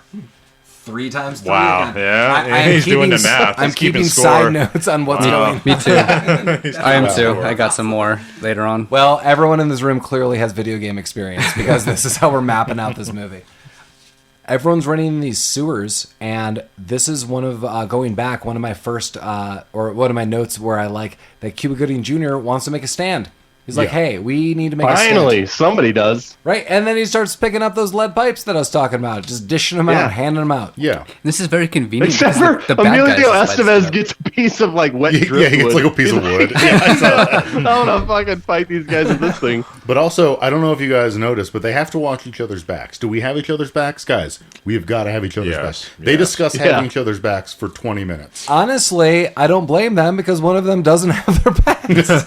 Well, I guess maybe they should have talked about it more because it didn't stick. Yeah, I mean, this comes undone pretty quickly. I like certain camera angles that are happening here. So I understand Cuba Gooding Jr. wanting to take a stand because part of the camera angle you get is there's only one way through these pipes that they went to, and then there's some like scaffolding that they got these pipes from. So when you're seeing this, Cuba Gooding Jr., is like, "You better have my back. You better have my back." Really looking at John, Steve Dorff. And they're like, okay. But you then get this new camera angle where Peter Greene walks in and sees what they're doing from a side tunnel. And I was like, ooh, you guys should investigate the room that you're in really quickly. Well, they discussed this. They're like, this room has 3 entrances. 3. We need to cover them. And they're like, yes. But then they proceed to not do that. Correct. And just dick around. And there's a really cool photo op that I was going to use here for one of our icons to post, but later the similar camera angle comes up, and then I think that's what we'll use. But you see Stephen Dorff's face very close up, but then the side angle of Peter Greene walking in, and he can't really see him. It's kind of a weird perspective. Again, they use this later with Emilio Estevez and Denis Leary. But Stephen Dorff does nothing. Big tough guy is like, nah, I'm done. And sees him sneaking in, who's about to shoot Cuba Gooding Jr. in the back of the head. Yeah. He's about to shoot him for 5 fucking minutes. He could have shot him many times. Yeah. He could have killed the whole room. He could have murdered everybody. He just stands there kind of like walking slowly, like, maybe I won't shoot him until I'm directly inside of him. Maybe his kryptonite is that driftwood that Emilio Estevez is wielding. Well, he gets hit in the fucking face with that driftwood in a second because he does have his back. Kind of a running theme of the movie is henchmen and bad guys not really doing anything. Yeah. And getting punched by good guys. Yeah. Yes. Oh, yeah, and where's the long-haired thug right now? He's in a different tunnel. Oh, yeah. So they fucked up because as soon as Cuba Gooding Jr. was like, "Hey, we need to make a stand here," Denis Leary's like, "We need to split up." Yeah. Yeah. Yeah. Classic D&D era. Yeah, they went a different route there. Yeah, well, they kill Peter Greene. Yeah, Cubes shoots him. I mean, good. Like, I don't know what anyone's hesitation about this would have been. So now we're in a more realistic sense of what probably people would do. Right. And I think this is the best line in the movie, where basically he had you're not going to shoot me. and then proceeds to get shot immediately. This was the only part of this movie that I liked. Yeah. Because he's like, you're a big pussy, Cuba Gooding Jr. You're not going to shoot me. Yeah. And Cuba Gooding Jr.'s like, no, Yeah, I'm you're going to shoot fucking you. dead, dude. It's like, I just saw Right my the fuck friend now. die. Yeah. Yeah. And then my note is 3 times 3. 3v3. He's getting a Three big head versus now. 3. Yeah. I mean, Yeah. shooting, he's all like, yeah. Yeah, Cubes goes a little crazy. Yeah, at he this starts point. to lose it a little bit. And he's really pissed off that John froze. Yeah. So Yeah. then they run off yet again. Yeah, they climb up a ladder. And then we get a pan back to the long-haired thug mouthing off to Denis Leary. It's like, your best friend's dead, bro. He drowned. Oh, my God. Oh, no. He's like, he's shot, and you let this happen. And then, Denis Leary then punches him in the face and drowns him. And then House of Pain, this is what I like. He's like, yeah, boss, I think he's dead. Or he's like, he's not getting up, boss. Because Denis Leary goes on another weird vocal rant about it's a stuff rant. while he's drowning him, and I don't write down any of his You rants. write no, down it's here, like it's that like, keep talking and talking and while he's drowning him. Paul, I think you alluded to it earlier about the henchman being like, we could just leave right now. We don't have to do any of this. And I think that was actually right before this guy died. Oh, that when he's like, this is stupid. Yeah, like, can we just go? That's where it happened. Dennis, this sucks. Yeah. Yeah, so they climb, now 2v3 now. 3v2. 3v2. They climb out of the sewer. Trying to And get on a bus. yeah, immediately, and I would have not let them on this bus. Have you seen Quick Change? Yes. Well, I was in the room where Mike saw it the first time. La-Mar, you remember they tried to get on the bus in Quick Change? The driver's like Bill Murray, Gina Davis. The bus driver's like, you need exact change. He's like, I will give you $500 right now. And like, they're about to be killed. This is what this reminds me of, where they're running down the street, and they're like, the bus driver's just going to pull over in this shit town that's like clearly hypothetical nowhere in U.S., and one bus goes through, and she's like, not a chance, pal. And then Cuba Gooding Jr. shoots at the bus. Yeah. That'll show him. That'll show him all. In credit to the bus driver, these guys, they didn't make the bus stop. They're chasing it, yelling. They're covered in sewer poo. Yeah. I love sewer poop. Yeah. And this bus driver's like, nope. Which was the right choice because they Goddamn shot at sewer her. people. Right. But also, Fucking sewer people. so here's what I would have done. Like, this bus is going to a place. Just follow it. Just run after the goddamn bus. Never stop running. Because immediately they're like, what we should do is stop running, and we should hide in the only place around here with lights on. Because they'll never find us there. But just remember, I mean, all of this is like these decisions are dumb. But Mike, just remember, and I don't know if we did a great job expressing this to any listener. Denis Leary has his wallet and is called out. I know where you live. yeah. Like, Yeah. And with that, I feel I would have to make some kind of stand because this guy's like literally telling me he's going to my house and killing me one way or another. Right. Well, he's like, hey, your wife is pretty. I'm going to murder her. Yeah, well, he says that later. And also your child. Yeah, he says, that's all at the end. But that's So throughout the movie. Yeah, Yeah. after the bus, they're like, all right, we missed this fucking bus. What are we going to do? This place that they run into next, what the hell? Jeremy, thank is you this so place? much. Yes. This, Thank I told my wife this. I was like, what did you think this is? So they run into this place that has a diner, Yeah. like fried chicken. And It's got everything. and soda. But then there's, a grocery component. And then they go downstairs. And then there's like workout equipment and TVs. And my wife was like, I think they're at a massive flea market. And I was like, oh. Well, I think it's a strip mall. I thought it was Yeah. a mall. Yeah. I mean, some kind of combination. Where they have kind of their final battle is a room full of old style cases and glass. Where do you buy your glass? I also took note of the old stuff. Yeah. Also, this is a desolate area with tenements. This is not a place where you're going to find like a multi-purpose mall. Well, it's also 9 o'clock at night and fucking no one's here. It's still open. in this It should still be neighborhood. open. Yeah. I don't know where all of you guys get your watermelon and glass, but I get melons, glass, and etc. from this place. From Melon's Glass and etc. That's right, the name of the place. Or it could be from Parks and Rec, meat and stuff. That's where I get my meat, all my stuff. Yeah, there should be literally thousands of people around them right now. Yes, correct. Yeah, but they run into some security guards. Sorry, taking a drink. First of all, they break the glass to get in because like if we break the glass, the security guards will find us. Oh yeah. So they do that, And they're celebrating, which is a good move. Yeah, they're screaming. They're trying to get Right. attention of the guards. yeah. Kind of a good move. I Yeah, mean, it's a good move. I get if you're trying to hide from someone though. I know. Sure, I don't know. I think they give up from hiding. I think Yeah. at this point they're trying to get help. Yeah. I mean, they are, but Jesus Christ, And they don't know that it's 3-2 at this point in time. that's true. They don't know that, Because I would extra advocate making a stand Yeah. if I knew that. but the guards do show up, and instead of being useful or helpful or saying anything meaningful, they're like, "Yay! Oh, well, you're the guards. Oh shit! High five! Like, oh, search my pockets. Blah blah blah blah blah." Be careful, I'm ticklish. Yeah, like they're just clowning around, and these guards are like, "You guys are fucking weird." These guys are loaded on Yeah, something. yeah, exactly. So like, yeah, don't tip them off to what's happening. Just act like a bunch of fucking clowns. And these guards are fucking killed immediately. Oh, yeah. Yeah, One guy As goes well to, they should be. Yeah, Yeah. one guy goes to make the call, so he turns off the alarm and goes to call the real police. He is immediately murdered and stabbed by Denis Leary. And then the other guy is like, "Yay, you're on something." And he gets really aggravated with Cuba Gooding Jr. I can't remember why. Oh, the gun. He finds a gun, gun. yeah. Yeah, whoops. Oh, yes. Now I remember why. Cuba has a gun. Cuba and his gun. Yeah, and then that security officer is super vigilant on keeping that gun on all of them, and Right. I don't blame him. yeah, but then House of Pain shows up. Yeah, But Cubes does kill House of Pain, but gets shot in the process. that's true. Yeah.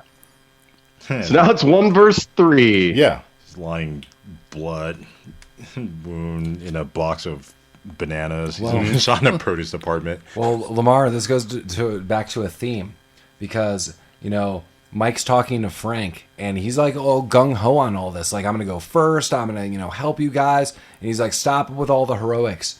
And what Mike tells Frank, he's like, "You've got a family. You got these kids. You have a family. All I got is you." Yeah. So good. I wrote that down. It's so good. Yeah, it's not about the killing, Lamar. It's not about about the family, killing. yeah. It's not about the killing. God, did you just tie Manborg into this? Fucking stop. I'm never not gonna use Manborg. fuckers. Probably Man tied board. into everything. I know. I'm going to incept Jeremy's dreams one day, where he's like, "Damn, You'll never Manborg." do it, man. You'll never do it. Jeremy, I can't wait till you come out and record with us in person. It's just you guys like fucking tape my eyelids open. I was just and gonna say, make me watch We're Manborg. just gonna redo Manborg. Yeah. Yeah, it's going to be a Clockwork Orange of like, you are going to accept this into your mind, body, and soul. Just like Frank, just like the journey Frank went on, Emilio Estevez did in this weird thrift store mall thing, grocery shop. So The one building that's open, I guess. what I liked about this scene specifically is that so after Mike has that emotional line that you got a family and all I got is you, he probably gets shot about 30 feet away from where he says that. He doesn't march on anywhere or anything. He just pretty much turns around and gets blasted. Yeah. Mm-hmm. Well, you say a line like that, sometimes people gotta silence you. Denis Leary didn't have time for that crap. No. Well, he doesn't have time because he's by himself now. Yeah. So first order of business is he shoots Stephen Dorff in the leg Yeah. because he's trying to help Mike get away or whatever. Then a delivery guy shows up who's got his Walkman going. Mike, did you not like this part? I did like this part, yeah. Another witness. Yeah, another witness that doesn't need to get killed. Yeah, this guy brings in like a crate Well, of sodas and is listening to stuff on headphones. Mm-hmm. The headphones he has are like the free headphones you get on like an airline. Right. Like there is no way he would not be able to hear those gunshots. But I with these also, headphones. if I remember correctly, the reaction was Denis Leary turns around and starts shooting repeatedly. I'm like, dude, you only have so many bullets and you have no other henchmen. Like, I wouldn't willy-nilly be shooting at the soda dude. And this guy finally sees what's happening because soda cans are exploding like it's The Jerk with Steve Martin. And the guy looks over and he's like, ah! Like, and just books it. Yeah. And I'm like, oh, yeah, that's exactly what you do. Yeah, And he this guy escaped from the bad guys within 5 seconds. He might be the These best actor other in poor this thing. bastards that No, are running you're right. all over He is the best actor. ghetto. He also made the only reasonable decision, and he just got the fuck out of there. Yeah. Yeah, he's like, I'm running. He's like, I'm what not if I gonna ran stop. 5 feet away and hid? Yeah. I was waiting for someone to do that. It was that guy. Yeah. I wonder if one of the songs he was listening to is on the soundtrack. I'll bet it was. Yeah, probably. Yeah. I just want the version. I want his rendition. Oh, yeah. Yeah. Whatever he was listening to is better than what I was playing. I also like there's another moment of realism. Frank is unaware of whatever happened to the other security guard, so he does make his way back into this office, and he's like, crap. like Denis Leary cut the phone cord, so there was kind of some fun thinking there. Yeah. But then he trips the silent alarm. On purpose. Yes. Yeah. Well, so he hides Cuba and John Boy, whatever his name was, in a closet, and like keeps him in there before he goes off to set the silent alarm. Also very similar to the Ninja Turtles. Hanging out in closets, going in sewers. We're one pizza also- slice away. Cuba Gooding has been shot in essentially where your fucking liver is at, so he's dead. I mean, there's no way to save this guy unless like a paramedic was there immediately. I thought he was shot on the left side. Isn't The the left isn't he side? liver on your right? I don't know, man. I I'm don't not know. in. He's Yeah. fine. Yeah, he's fine. Yeah, no, he's going to be okay. Let me bring this back to Manborg, Colin. If he Something had a happened in that Manborg Corvette. body, it wouldn't matter. It'd be all Manborg. Isn't a manborg just 3/4 man, 1/4 robot? He had that. I don't wanna get into that soul goo, and so that if you have a vial of soul goo, everything is offset in those ratios. It's all in the goo. Yeah. That's the tagline. You want a Rabbit Troop Sucks T-shirt? It's all in the goo. You got to do like the Rabbit Troop Sucks drinking game. Like every time goo is mentioned, drink one. So you would not get very far into it. Goo, Manborg, Little Monsters. Yeah. We could do like a bingo Yeah, card. head of the class. Yeah, head of the class. Didn't I describe in Deep Rising like everyone's left with goo bones? Yeah. Boom. Well, There's a pill you could take for the goo bones. Well, again, we get into the fight of these guys, and Emilio Estevez just starts running around. He's screaming, trying to get his attention. This comes back to another camera scene where Emilio Estevez is front and forward, and you could see off to the right. I like that. Yeah, that he's sneaking around. That's the photo I think we're going to use. I know exactly what you're talking about. That was a cool scene. Yeah, and they used that first in the sewer where it was Stephen Dorff and it was Peter Greene sneaking around. Yeah. Yeah, so there are some cool moments. I kind of like the fight scene at the end. Yeah, I'll let you guys go into the fight scene. A lot of glass. Oh yeah, he takes his belt off and he like does a choke attack. Belgarrote, yeah. Yeah, Is that how you pronounce it? I don't know. yeah. I don't know either. Like the piano wire thing. Yeah. Yeah. So he gets Leary by the neck, and they're just tossing each other around. And this is a room that is exclusively filled with, as discussed earlier, old style boxes and glass display cases. Very nice glass. This for real made me want to drink cheap beer. Absolutely. Yeah. They break every piece of glass. It's all broken. And they tussle back and forth, but Frank does get the upper hand. I mean, Well, no. yeah. Well, Dennis Leary beats. He does beat the piss shit out of him. But then he activates Frank's superpower. Yeah, he's like, "Hey, what if I like raped your wife or whatever?" and Frank is then like, says shit about his daughter. Yeah. And then Frank the Tank comes out like he he was comes Emilio right back Estevez from the Breakfast Club. He is Mike Tyson punching him out with an uppercut. Like that's his leading move. He is pissed off. You guys are crazy. The whole crux of the scene is that Denis Leary decides to just stand there and taunt him and let him stand up and then beat the shit out of him. Yes. Like, Denis Leary doesn't do anything. He could finish this. He could end this right now. This is totally a Dr. Evil scene. Yes. Yeah. Let me go to my room, get a pistol, and fucking kill him right now. But he lets Estevez stand up and beat the shit out of him. Oh, Yeah, wait, Denis Leary, he's a smoker. He's out of breath. Yeah, like he's done. He's This too is gassed the to do last anything leg about of it. Denis Sure. Leary. Also in the taunts, Denis Leary is using his first, middle, and last name. Oh, yeah. And formally, and like in one of the uppercuts, I think after death, where Denis Leary is punch to a wall that falls, and Denis Leary's like, "Aren't you gonna help me?" And Emilio Estevez does try to help him. Yeah, because he's a fucking moron. Yeah. and then doesn't. Yeah. Don't call me Francis. Yeah, don't call me Francis. Oh yeah, he kept calling him Francis as a taunt through the whole thing. Well, he kicks him in the dick, and He does kick him right in the dick. and as you should. This guy's trying to pull you down to his death, and Denis Leary, I think, could have helped himself, but he's still taunting him by kind of like tug grabbing Emilio Estevez. I was like, dude, you're gonna die. Like, don't both die. Try to save yourself. But Denis Leary is an ass to the end, but then gets the dick kick to his death. I do kind of like this. Like, the whole premise of this Dick movie is that kick. Denis Leary's a fucking stupid piece of shit, and he is willing to sacrifice everything just to kill these 4 guys for basically no reason. And he does that till the end. Like, he's willing to grab on to Emilio Estevez to drag him down with him. It's crazy. Yeah. Another premise was that the Mike character, Cuba Gooding Jr., kept looking at Frank like, what happened to the old Frank? Like, you used to be That's what I was blah, saying blah, blah. before, And like- now this is the Frank version that he was referencing. I don't still know what that means. Like, Yeah, I saw there the was version so of many references. Yeah, Frank- to the like- old Frank. this. All of us would have been this Frank fighting for your life. Like, Right. was that Frank before? Like, damn, you always used to fight for your life. Like, remember all those people? Every weekend we'd get some drinks and people trying to kill you. always a warehouse chase with Remember you. the good old days? We used to do this on the daily. Witness murders every weekend. This every day. What happened to that old Frank?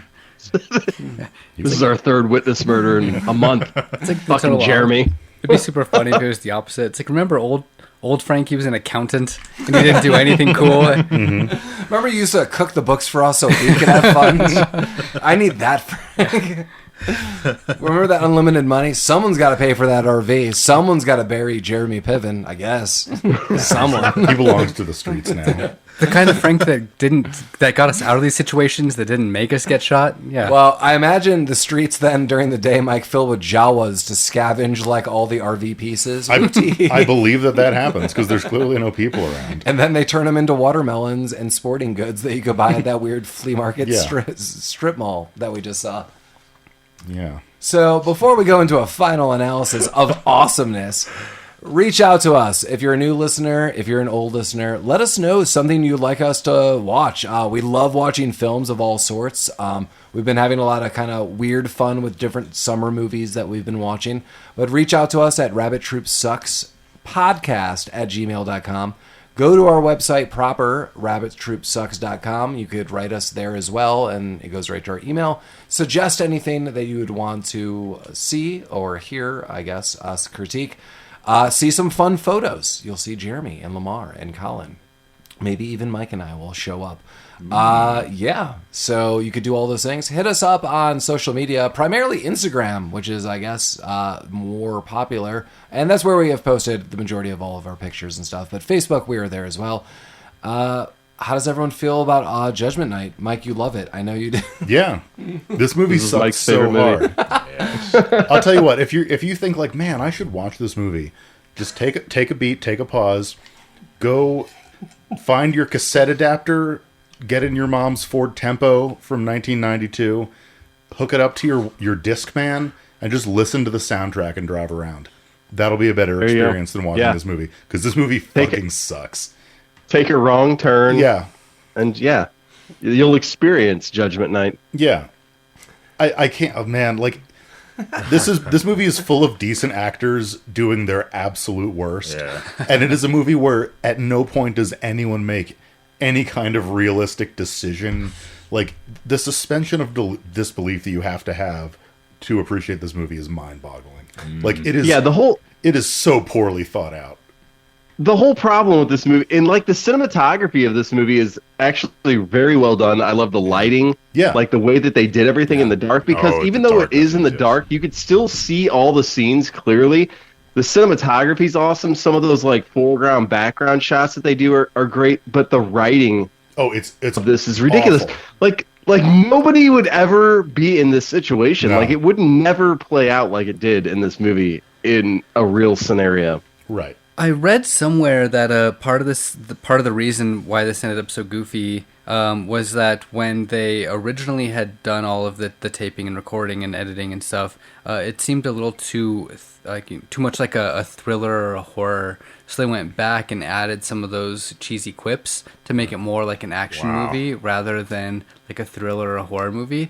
It should have been a horror. Kind of reflecting, if this was a horror movie and they got rid of some of the stupid ad lib, this would actually be a pretty sweet movie. Yeah, I mean, exactly, because concept Dennis is not Leary is a bad. fucking lunatic, dude. I mean, he's essentially like a lunatic. He's a fucking psycho. Right. Yeah, definitely. I thought they would lean into that a little more. That he seems to be just Dennis Leary's just he's playing himself pretty much. Oh yeah, he always does. Yeah, He's made a character around him, but if they made him a little more psychotic and went the whole horror aspect. yeah. Like this movie clearly wanted to be like kind of that haunted house movie where people are trapped. There's something fucky going on. They can't get out because that's the overall concept. Like they're being hunted, they're being terrorized, and they can't do anything about it. But like if you're in a house or some kind of contained space, it plays better. Not in like an entire fucking city where you could literally just leave. Yeah. It's so fucking stupid. Because I know we're in summary, but we kind of glossed over the ending of this movie. I think we should. You want to talk about the actor? They're all planning to go see a Bears game next week. Well, no, so one of the best. I think probably the best scene in this movie is they pan down, the camera pans down. You see Denis Leary is dead. Emilio Estevez grabs the phone and calls 911, and then a gun appears on the back of his head. Right. And you're think it's Denis holy Leary. shit, Denis Leary's alive. Classic trope. They got one more fight, and then ends up being a cop. Is that what you're kind of referring to? I was referring to how this movie actually ended. Oh, okay. So I thought that scene where there's a gun in the back of his head was super cool. I thought that was I also Yeah, like that. well, This was also the only realistic interaction that two people had together. Because the cop has a gun on his head. He's like, guys, like, my brother has been shot. Like, there are people, me and my friends have been terrorized. And the cop's like, I guess so, buddy. And another cop goes in, he's like, oh, fuck, no. Like, he's right. Like, fucking A. That's why I felt it was not realistic. Because the other cop's like, yeah, we've got some dead people upstairs. And then the other cop's like, oh, okay. You're cool. And then takes the gun off him. I was like, I would not take the gun off of anyone. You're all suspect. The one fair. alive guy. Yeah, he killed everyone else. Well, that's okay. I came here to get some watermelons and sporting goods stuff. Maybe they recognize Denis Leary. Probably. It was Denis Yeah, Leary. Emilio Estevez was like, there's dead people other places too. Like, I will take you on the trail of dead people. I'll give you the tour. Right. You guys know this is based on a true story, right? If you said that, I would believe you. Maybe Well, if Well, it took place on Judgment Night. Did you read the IMDb trivia? Oh, God. oh god. So Please say. I read you? the IMDb reviews, and one of the 10 out of 10 reviews is the baby being like, I'm the baby in this movie, and I want to get credit. That was the baby in the film. I truly remember the RV pulling up. One of the pieces of IMDb trivia is when they were filming this, like, they heard a gunshot. Oh, yeah. Oh, yeah, And, I like, did read that. It was like a child shot another child during a gang initiation. They like had a to shut gang everything initiation. down. Yeah, they come downstairs to, like, a teenager with his face missing. Like, well, all right. Yeah, I have that in my notes at the very beginning of this. We never mentioned it, but yeah, there was Yeah. an actual murder while they were filming this movie. And like, the fucking army came in. Yeah. It's like army came in and they're like, yeah, you got to film someplace else because this is an active crime scene now. And they're like, fuck. I didn't know the army responded to that. They responded to Hollywood people and money, probably. Yeah. That was probably the call. Like, we have notable people on this set. Like, They were big Estevez fans. I've Like, se- I'll be right. Fuck the cops. I'll be right I have there. 7 Apache helicopters Yeah. coming over right now. Gotta protect the integrity of Jeremy Piven. Mm-hmm. Yeah. Lamar, what did you think about this movie? This movie sucked. Yeah, thank you. This movie did suck. That was my only comment here. Movies suck at the end. And usually I have some things that I want to say about the movie, like, oh, this is good lighting and blah, blah. Nah, movie sucked.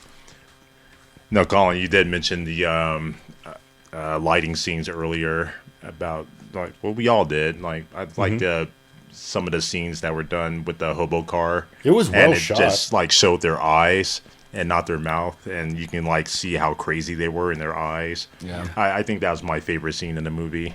It just kind of emphasized how terrifying that scene could have been, because you don't know who these hobos are, and they're kind of talking to him. You don't see their mouth, you just their eyes, and they're all shifty. This movie's maybe 3 or 4 okay scenes. The rest is garbage. Yes. This movie is way too highly rated on IMDb. It's like a 6.6, something like that, which is, Wow. not that bad. No. And I think, given this, I think the cinematography is really good. I think there's a lot of really cool scenes that were shot in really interesting ways. But I don't think that's enough to redeem how bad this movie is. And it's long, too. It's, it's way longer Yeah, than it's it almost should 2 hours be. long. It's 1 hour, 49 minutes, something like that. Yeah. I don't think this movie is as bad as you're all making it out to That's be. because you're wrong. Yeah, you can be wrong. It's okay. Okay, so we have a killer soundtrack that no one is really disagreeing about. Right. And but that you 100% do not hear in the movie. You hear some of it Not throughout enough. the movie. If you're You don't listening hear to it. it, Speaking of the soundtrack, did you hear, like, there is a Tool I listened- / Rage Against the Machine I listened to it. compilation, Have which you- is fucked up Have in you itself. listened to it? Yeah, I thought it was the most boring song on earth. Yeah, like it's the worst Tool song and the worst Rage Yes. Against the Machine song, and they're like, hey, let's collaborate and make like our worst songs of each band singly. Yeah, Let's do that. Yeah, luckily I read the trivia and I looked it up, and there's like a demo of it, and I kind of skipped through it. It's 8 minutes in length, and it is just boring. Which It is pretty standard for Tool. right, but it was just so boring. Like, That's not on the soundtrack, is it? it is not. Yeah. So like, I don't think that because they didn't like it. Neither band liked it. They're like, this is a shit deal. good. Yeah. Yeah. And yeah, Well, Yeah. Rage Against the Machine is terrible. What? Oh, God. Oh my God! Here Why? Oh, we my go. God. here we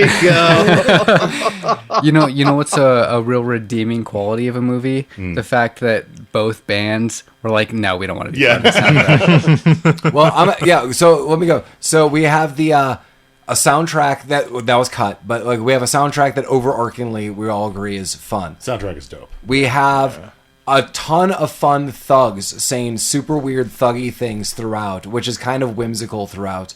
We have a weird adventure and a handful of scenes that we all agree are kind of fun. Like, I agree, the story is really the most jarring part of all of this. We're like, oh my God, why didn't people fix this up and make the dialogue better? But I do not think this is a terrible film by any means. The premise is definitely there. And we do have a handful of scenes. Denis Leary is the worst in delivering the dialogue for me. And I'm not saying people are far behind, just I think we all expect a little more out of Denis Leary. I don't think Emilio Estevez honestly does a bad job. He's just very neutral. He's very forgettable in this film. And But I agree with Collin, and I'm going to answer this. This is so crazy that people are giving it, as Collin noted, maybe too high of a rating. I swear to God, it is based on the De La Soul and Teenage Fan Club song. Probably. I think people walk away and they're like, damn, I love that song. And Like, I love this. right, and I think great music. It meshes like really harmoniously these two different bands and groups.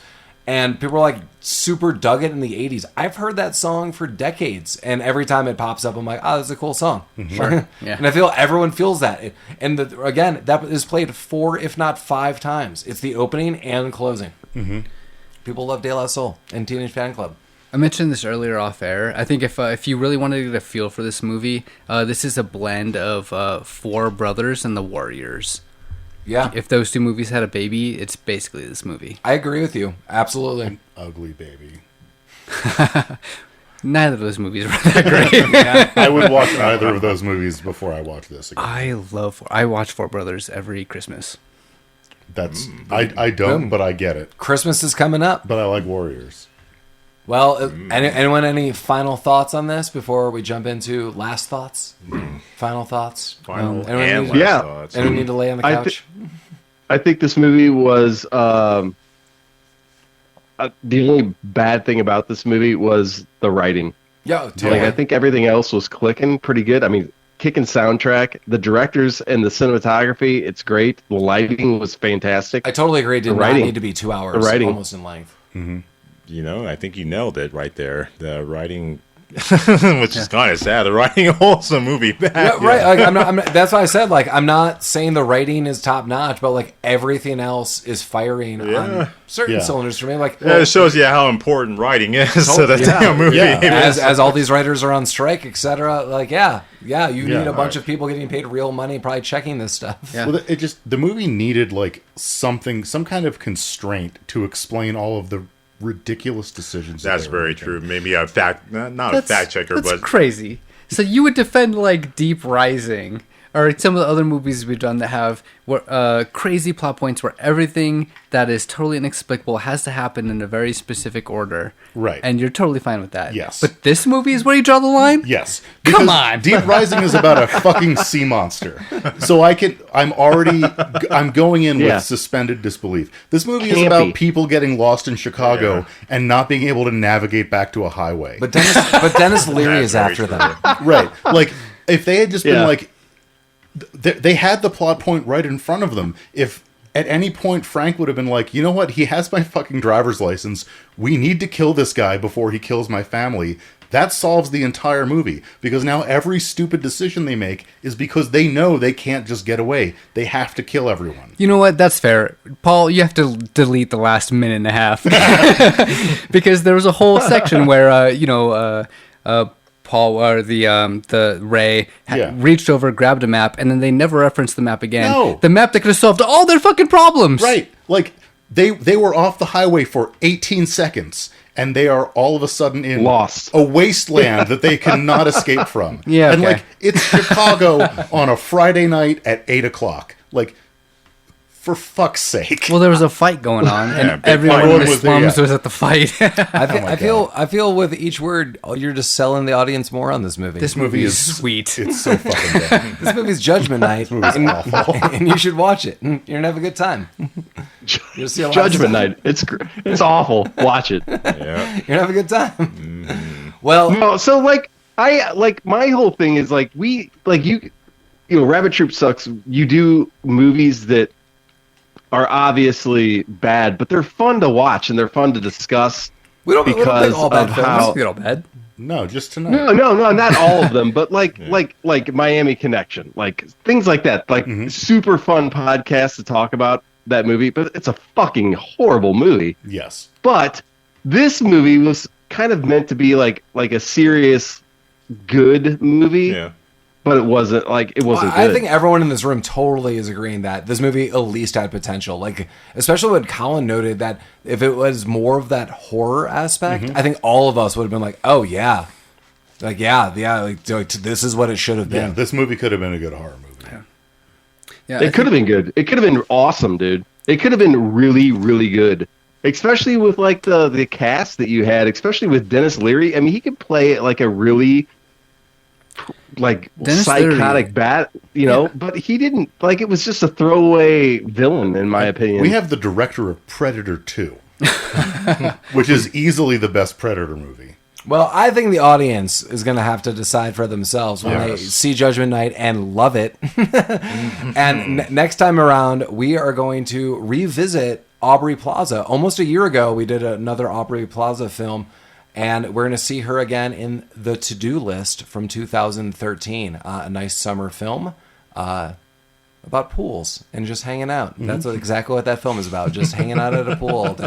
Right. It's about like the chores that she has to do. Dude, that I would weekend. hang out with Aubrey Plaza at a pool any fucking day of the Whoa, week. okay, well, let me throw this. We should end with this, Jeremy. Would you rather hang out with Aubrey Plaza, or you have made it clear you are super hot for Sharon Stone? Young Sharon Stone, like in the heyday, and anyone. No. Aubrey. Wow. Yeah, I don't know why, but there's just something. Oh. Okay, Yeah, I I'm love going to her. ask a follow-up question because I'm a big fan of Aubrey Plaza, and I saw her interviewed recently, or maybe somewhat recently, and clearly, I mean, she's a megastar, and a lot of people are attracted to her, but she said that a certain clique of people out there often kind of highlight like the terrible things they want her to do to them, and that's like a fantasy. Like, people are like, I want you to like boot stomp me or punch dear me in the God. face. Do you want any of that? so apparently this is like a thing. I found this very alarming. I don't want Aubrey Plaza to fucking boot stuff. Okay, good. You don't want, but what No, if that was man, just I like, just wanted to I'd be like, I don't know. I just wanted I'd to be a insult me like Yeah. a normal man. Sure. As always, Rabbit Troop sucks. uh-huh. Oh boy. Yikes.